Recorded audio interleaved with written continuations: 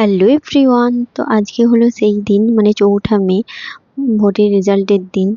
সবাই সকাল সকাল উঠে পড়েছি। আর এইদিকে সকালবেলা স্নান টান করে আমি বারান্দায় এসেছিলাম একবার।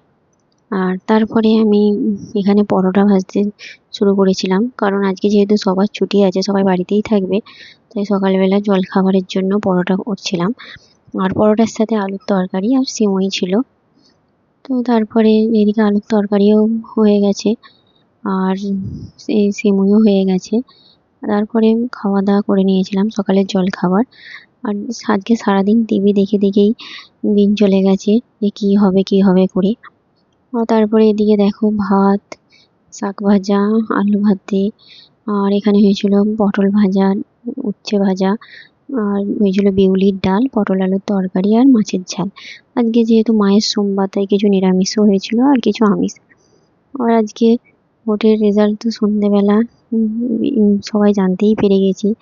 আর তাই এক্সাইটেড হয়ে সন্ধেবেলা 2 দিন আগের শো আসছিলাম। তো কেমন লাগলো আজকের ভিডিওটা